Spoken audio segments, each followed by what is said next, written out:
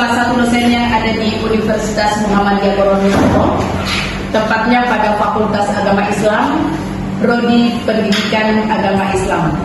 Mata kuliah ini saya ambil sebagai rujukan pengambilan video pembelajaran sebagai salah satu syarat seleksi sertifikasi dosen secara mandiri dengan topik pembelajaran yaitu karakteristik dan perbedaan individu.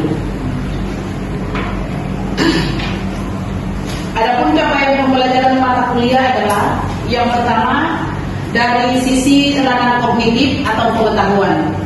Mahasiswa yang pertama, mahasiswa mampu menguasai teori dan prinsip perkembangan peserta didik serta memahami berbagai jenis pendekatan, model, metode, teknik pembelajaran yang kelak akan dapat diterapkan pada kelas dengan kondisi peserta didik.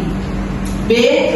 Menguasai teori dan prinsip perkembangan peserta didik sebagai ilmu dasar yang berorientasi pada pengembangan kreativitas dan produktivitas pembelajaran di dalam kelas. C. Mahasiswa mampu memanfaatkan teori, prinsip, dan teknologi dalam pengenalan karakteristik dari sekelompok peserta didik di dalam kelas. Capaian pembelajaran dari ranah afektif atau dari segi sikap. Yang pertama, mahasiswa mampu bekerja sama dan memiliki kepekaan sosial terhadap kepedulian terhadap masyarakat dan lingkungan. B. Mahasiswa mampu menunjukkan sikap bertanggung jawab atas pekerjaan di bidang keahliannya secara mandiri. C. Memiliki etika ilmiah dan mampu mengembangkan nilai-nilai kepribadian melalui mata kuliah perkembangan psikologi perkembangan peserta didik. Ketiga, dari ranah psikomotor atau keterampilan. A. Mahasiswa mampu menerapkan pemikiran logis, kritis, sistematis dan inovatif dalam konteks pengembangan atau implementasi pengetahuan dan teknologi yang memperhatikan dan menerapkan nilai humaniora yang sesuai dengan bidang keahliannya. B. Mahasiswa mampu menunjukkan kinerja mandiri, bermutu dan terukur. C. Mampu mengambil keputusan secara tepat dalam konteks penyelesaian masalah di bidang keahliannya berdasarkan hasil analisis informasi dan data. D. Mahasiswa mampu memelihara dan mengembangkan jaringan kerja dengan pembimbing sejawat baik di dalam maupun di luar lembaganya. E. Mahasiswa mampu menyajikan alternatif solusi sebagai dasar pengambilan keputusan yang tepat dalam mengerjakan masalah perkembangan peserta didik. F. Mahasiswa mampu mengembangkan keilmuan dalam rangka pengenalan perkembangan peserta didik di dalam kelas. Adapun indikator penilaian yang saya berikan adalah yang pertama, dari sisi kehadiran itu 30%. Tugas yang diberikan kepada setiap mahasiswa ataupun kelompok 15%. Kemudian ujian tengah semester 15% dan ujian akhir semester 40%. Materi pembelajaran yang sesuai dengan RPS adalah yang pertama, karakteristik dan perbedaan individu. Yang kedua, pertumbuhan dan perkembangan peserta didik. Yang ketiga, pertumbuhan fisik. Yang keempat, teori perkembangan kognitif, teori perkembangan sosial dan kepribadian. Yang keenam, teori belajar dari pendekatan perilaku. Yang ketujuh, teori belajar dari pendekatan dan pengelolaan informasi. Yang kedelapan, teori belajar person. 9, teori belajar dari pendekatan pengelolaan informasi. 10, hubungan antara intelijensi dan emosi dengan belajar. 11, hubungan antara konsep diri dan motivasi belajar. Ke-12, pengertian keberkatan. 13, kesulitan belajar, konsep dasar dan efek sosial psikologi. Adik-adik sekalian yang saya banggakan, untuk pemaparan mata kuliah hari ini dalam kontrak mata kuliah, dan implementasi pembelajaran hari ini dapat disaksikan melalui video pembelajaran rolling atau langsung. Demikian, Assalamualaikum warahmatullahi wabarakatuh. Waalaikumsalam warahmatullahi wabarakatuh. Assalamualaikum warahmatullahi wabarakatuh. Waalaikumsalam warahmatullahi wabarakatuh. Apa kabar semuanya? Mahasiswa? Alhamdulillah baik, Bu. Ya, semoga kita selalu dalam nikmat Allah Subhanahu wa taala. Nah, adik-adik sekalian, pada hari ini kita akan lanjutkan kembali pertemuan pembelajaran di dalam mata kuliah psikologi perkembangan peserta didik dengan topik karakteristik dan perbedaan individu.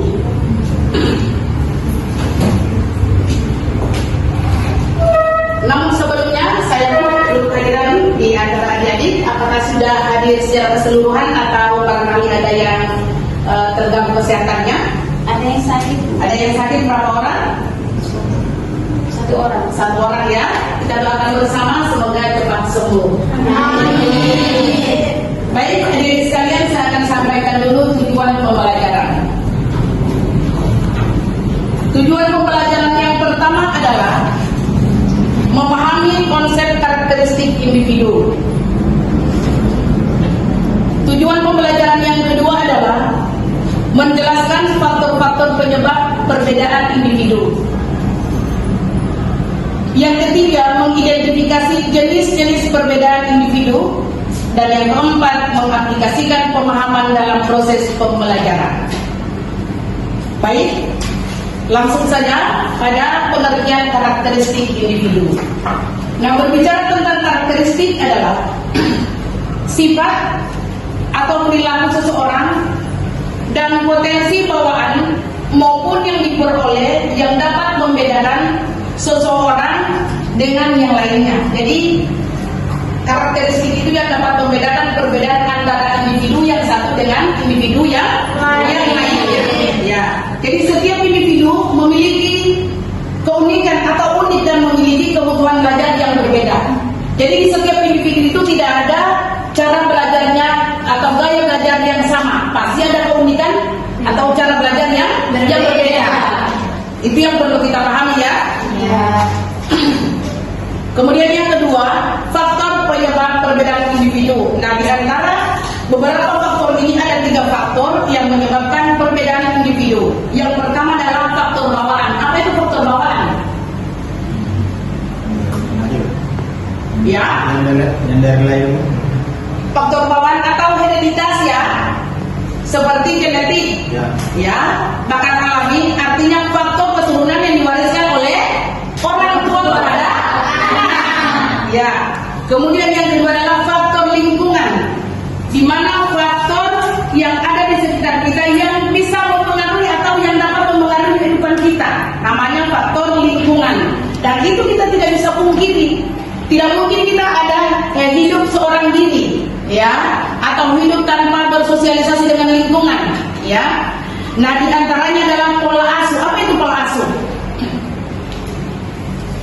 Pola asuh itu adalah cara orang tua berinteraksi, mendidik, membimbing dan melindungi anak untuk membantu mereka tumbuh menjadi individu yang mandiri. Ya, itu yang disebut dengan pola asuh. Kemudian pendidikan juga turut mempengaruhi. Apa itu pendidikan?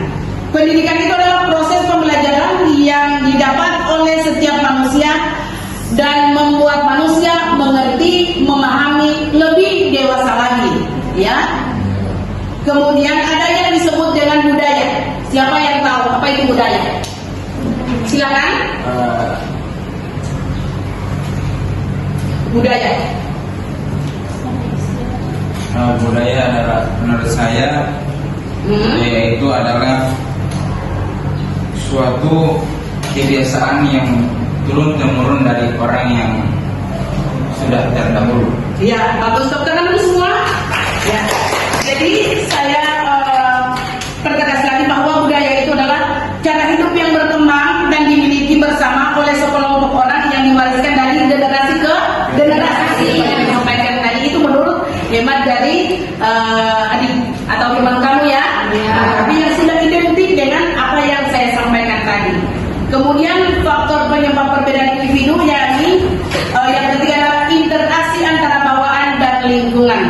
Ini sangat kompleks ya. Jadi jika faktor bawaan memberikan dasar, sedangkan faktor lingkungan memberikan pengaruh dan kesempatan untuk mengembangkan potensi yang dimilikinya. Kemudian yang ketiga, selanjutnya jenis-jenis perbedaan individu. Jadi setiap individu itu ada beberapa jenis yang menyebabkan atau menjadi perbedaan dari setiap individu. Yang pertama, kognitif atau pengetahuan, yakni kemampuan berpikir atau inteligensi. Setiap orang itu kemampuan berpikirnya tidak sama, ya, tidak sama. Jadi jangan sampai adik-adik berpikir bahwa setiap orang itu mempunyai kemampuan berpikir yang sama atau memiliki kecepatan cara belajar yang sama. Ya, jangan sampai dipahami seperti itu. Jadi di antara jenis perbedaan individu dari kognitifnya adalah kemampuan berpikir atau inteligensi atau kemampuan orang berpikir. Ya. Yang kedua, afektif.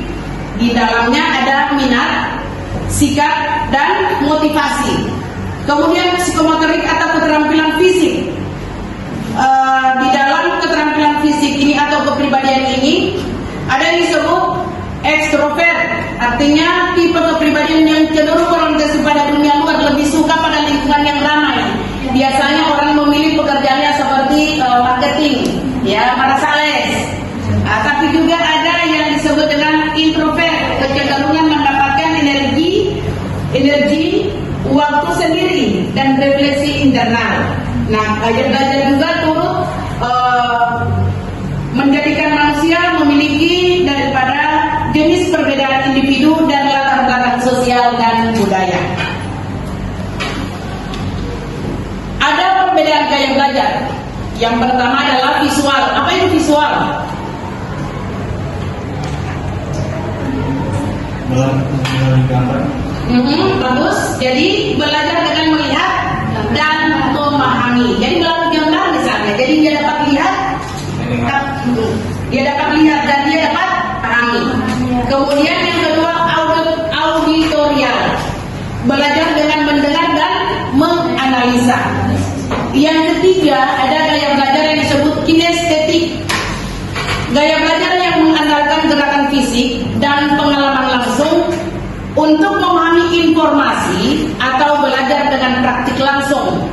Contoh melalui aktivitas fisik seperti menyentuh, bergerak dan mengalami secara langsung. Jadi langsung dia lakukan, dia praktekkan sendiri, sehingga apa yang saya lakukan saya pahami. Ya. Kemudian ada gaya belajar intelektual. Hal ini adalah belajar dengan melibatkan pikiran dan menghasilkan sebuah produk atau produk dari proses pembelajarannya. Sehingga ada dalam satu teori ini dikatakan bahwa apa yang saya dengar saya lupa, ya. Jadi ungkapan ini mengisyaratkan bahwa jika hanya mendengar informasi tanpa adanya tindakan atau proses lebih lanjut cenderung mudah dilupa. Jadi apa yang saya dengar saya lupa. Kalau hanya melalui penjelasan tanpa melalui praktik, tanpa langsung mahasiswa bertindak melakukan suatu proses tahapan pembelajaran itu sendiri. Kemudian apa yang saya lihat saya ingat. Kalimat ini mengisyaratkan bahwa melihat dan mengamati sesuatu memberikan pemahaman yang lebih baik daripada hanya mendengar. Kemudian apa yang saya lakukan saya mengerti atau saya pahami. Hal ini mengisyaratkan bahwa pengalaman langsung melalui tindakan atau praktik adalah cara terbaik untuk memahami sesuatu secara mendalam di dalam proses pembelajaran. Nah, implikasi dalam pembelajaran itu ada yang disebut diferensiasi pembelajaran, ada yang disebut penilaian adil dan adaptif, dukungan terhadap siswa berkebutuhan khusus, dan membentuk iklim belajar yang inklusif. Contohnya memberikan tugas berbeda sesuai dengan kemampuan, ya. Jadi contoh praktik di kelas itu seperti misalnya dosen itu memberikan tugas yang berbeda sesuai dengan kemampuan, atau menggunakan media yang